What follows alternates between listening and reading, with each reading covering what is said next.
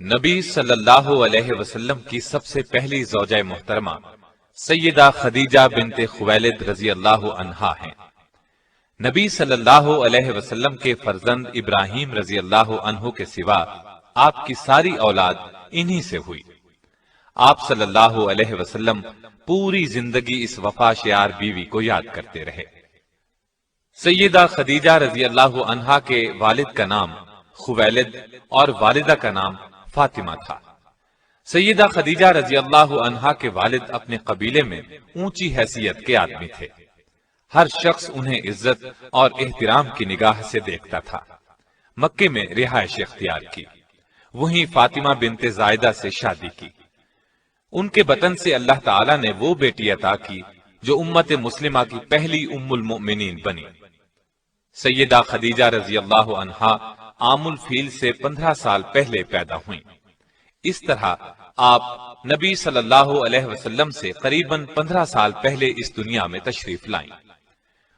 رسول اللہ صلی اللہ علیہ وسلم سے پہلے آپ رضی اللہ عنہا کے 2 نکاح ہوئے۔ پہلے خاوند کا نام عتیق بن عابد مخزومی تھا۔ ان سے آپ کے ہاں ایک بچی ہند پیدا ہوئی۔ دوسرا نکاح ابو حالہ ہند بن نباش سے ہوا۔ ان سے آپ کے ہاں 2 بچے ہند اور حالہ پیدا ہوئے۔ بعض مورخین نے لکھا ہے کہ پہلا نکاح ابو حالہ سے ہوا تھا۔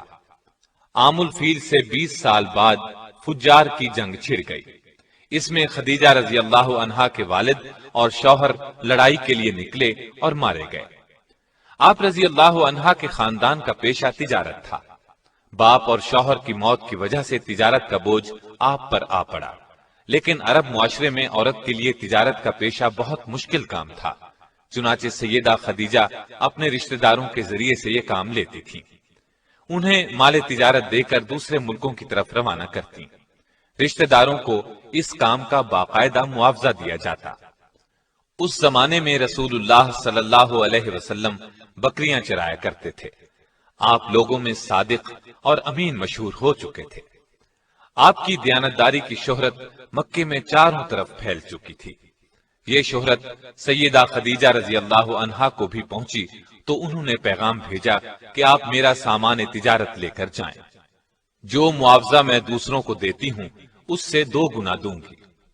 رسول اللہ صلی اللہ علیہ وسلم نے پیشکش کو قبول فرما لیا۔ آپ کا یہ سفر تجارت انتہائی کامیاب رہا۔ چنانچہ تجارت کے اس سفر کے 2 ماہ 25 دن بعد خود سیدہ خدیجہ رضی اللہ عنہا نے نکاح کا پیغام بھجوایا۔ نبی صلی اللہ علیہ وسلم نے اپنے چچا کے مشورے سے اس پیغام کو قبول کر لیا۔ سیدہ خدیجہ رضی اللہ عنہا نہایت سمجھدار اور شریف خاتون تھیں۔ اللہ تعالی نے مال و دولت سے بھی نوازا تھا۔ اپنے قبیلے میں باعزت تھیں، اس لیے ہر شخص ان سے نکاح کا خواہش مند تھا۔ لیکن قدرت نے انہیں اپنے نبی صلی اللہ علیہ وسلم کے لیے منتخب کر لیا تھا۔ اس طرح نکاح کی تاریخ طے ہو گئی۔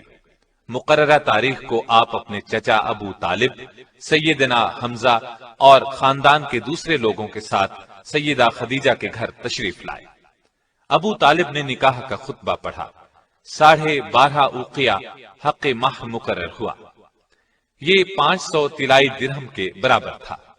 اس طرح سیدہ خدیجہ رضی اللہ عنہا کو پہلی ام المؤمنین بننے کا شرف حاصل ہوا۔ آپ رضی اللہ عنہا کا پہلا لقب طاہرہ تھا۔ اس طرح آپ خدیجہ طاہرہ کے نام سے مشہور ہوئیں۔ نکاح کے وقت رسول اللہ صلی اللہ علیہ وسلم کی عمر 25 سال تھی۔ سیدہ خدیجہ کی عمر 40 سال کی تھی۔ نکاح کے بعد سرداران قریش اور دیگر لوگوں نے مبارکباد دی۔ نبی اکرم صلی اللہ علیہ وسلم کی زوجیت میں آنے کے بعد سیدہ خدیجہ نے اپنا سارا مال و اسباب آپ کے قدموں میں ڈھیر کر دیا۔ اس سے آپ کو روزی کمانے کی فکر سے نجات مل گئی۔ اب آپ تھے اور اللہ کی عبادت۔